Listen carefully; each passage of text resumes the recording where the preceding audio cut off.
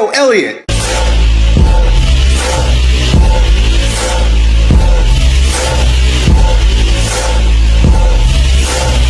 Yo, it's your bro, Yo E, and I got a question from you for me. It says, Yo E, my lower back and glutes aren't the strongest. In fact, my hips and groin hurt when I run or walk too much. Whenever I train my low back, I have this aching pain for the rest of the day. Is there anything I can change to strengthen these muscles without hampering my other workouts? Yes, there's something you could do in order to strengthen those areas, but there's also something that I'm going to tell you to do in order to support those areas so they don't get beat up so bad. You'll see what I mean in a moment. Cool. So first, how do you train your glutes and low back without compression, right? Because a part of the reason why a lot of people suffer when they're doing training their glutes, training their low back, is because we're doing what? Squats, right? And what are squats? Axial loading, right? You literally are putting weight on your spine. And your spine, right? Like, think about your spine. It's like these little bones that stacked on top of each other. And it's flexible because there's stuff in between it, right? There's like a space in between it and then little pieces of cartilage, right? So the whole point is that it bends. And so it's stiff, but it's bendy, right? And so when you press down on that stiff but bendy column of bone and cartilage, there's a tendency, especially if you are not loading evenly. We're gonna talk about this in a minute, right? We're gonna talk about loading evenly in a minute. But if you're not loading evenly, that stack, if you could just imagine, it starts to compress. It starts to, like, instead of stacking one on top of the other, you'll start to get like these compressions and shit, right? You start to get like uneven compression throughout the low back and throughout the hips. You could get it in the mid back, you could get it in the neck, you could get it anywhere, bro. But the problem is, or the issue is, that if you wanted to build up those muscles in the lower body, the glutes and shit like that, and you're doing squats, you could suffer. I suffer sometimes. In fact, I was suffering quite a bit. I have some injuries that I'm overcoming, and I'm rehabbing, and I'm getting back. But in order to do that, I had to invest in a piece of equipment called not a glute hammer. It is a glute hammer, but it's also a reverse hyper machine.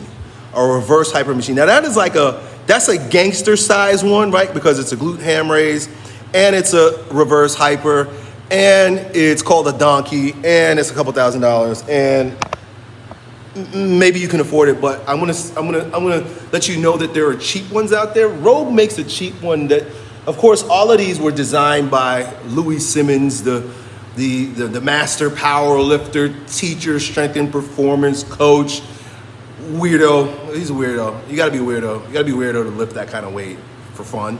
But he's a genius as far as like performance. He started having back problems back in the day, and he invented that machine. He invented the reverse hyper. What does the reverse hyper do? It helps you strengthen the low back, the glutes, and hamstrings, right? Without the compressive load of having a weight on your back, right? So when I get on top of that, you can even just go watch some of my videos. Watch my donkey video on this channel, right? How my wife rides my donkey, because that's called the donkey. You lay forward, right? I lay on it, and then my legs, right? You can imagine if this is my upper body, I'm laying on it. My legs hang down. So the legs hang down, and then you can wrap something around your feet, and you bring your legs up. Oh, right? You bring both of your legs up, bring both of your legs at the same time. It's a good strengthener, but it's an even better decompressor, and that's really why I like it, because that weight pulls down. Think about it. Every time that you squat, right, it's pressing down on you, but when I get on that, it's lengthening, right? So you want some things in your routine that cause lengthening, right? Lengthening. And so the reverse hyper will cause lengthening. Anytime, or even like a belt squat. You could probably do belt squats. Those are the two things I would invite you to do. Look into a reverse hyper machine or a belt squat machine, because what does a belt squat do? Belt squat, you wrap it around your waist, right? I might have a belt here. Do I? I don't see my belt. My belt's in the other room. You put it around your waist like this, right? And then the weight attaches to the front, and then you get into your stance, and then you go into your squat. And what it's doing is pulling down on your hips. And when it's pulling down on your hips, what is it doing? Creating decompression, creating space in the spine, giving you strength, but without all that load on your spine. So those are the two alternatives. Are they readily available in most fitness gyms? No. It's just something that you might have to invest in. Or go to like a powerlifting gym, man. A lot of powerlifting gyms, they'll have it. A lot of CrossFit gyms will have it too, man. So look around, look for a gym that has a reverse hyper and or both will be great, a belt squat. Great. So now, those are alternatives. Those are exercises you can do that are gonna help you and they're gonna strengthen you. But sometimes we have to look at the core issue, right? And the core issue is core weakness. So because I mentioned that that stack of bones needs to be stacked properly so there's no weird bending, a lot of times where we suffer, at least for me, right? Everybody's different, right? It's gonna be in different places for different people. A lot of people, they have like upper cross syndrome. I deal with more of a lower cross syndrome, right? These are words that I've been using for years. So if you don't know what they are, just Google them. But lower cross syndrome is a situation where the abdominals are not nearly as strong as the low back, right? If the abdominals are weaker than the low back, what's gonna happen? The stronger muscle is gonna contract. The stronger muscle is gonna make up for the weakness in the weak muscle, especially around this tubular area, right? This tube, right? This is like a tube. And if the front of the tube is weak, the back of the tube is gonna take up all the issue, all the strain. And so what we gotta do is we gotta strengthen the abdominals, but mainly the thoracolumbar. Am I saying it right? Thoracocolumnar? I don't even know, people make fun of me because I don't know how to say this word. But there's fascia that wraps around, right? We want to strengthen this fascia that wraps around. And the way you do that, right? There's a number of ways to do it. I'll give you some real basic exercises, but then evolved a little bit. Planks. You got to do planks. You got to do like plank variations. Do planks with one arm out, one arm back. Do planks where you're pulling something. Do planks with one leg's up. Just do various plank variations with a neutral spine. Plank variations with a neutral spine will be very helpful to you.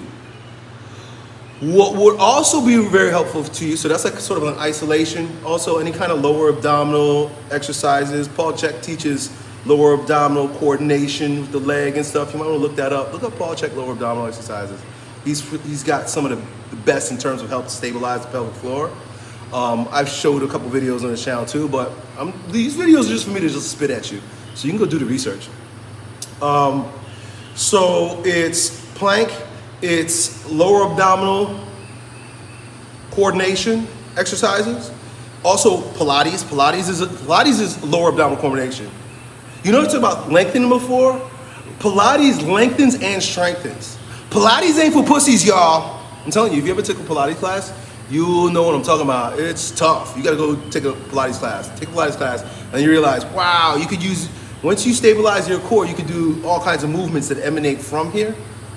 And then finally, corrective deadlifts. Bro, corrective deadlifts. Check out my channel. I did a series of corrective deadlifts with my wife the other day. Also, I have a whole video series on how to do corrective deadlifts. Corrective deadlifts can't be done right without deep abdominal bracing. So there you have it, bro. Strengthen, lengthen, become functional, and the pain will go away. The pain will go away. The pain will go away. Oh, and also rub CBD on that shit. I don't know why that works. I don't know how it works. You don't get high, but your muscle soreness will go bye-bye. CBD oil, done.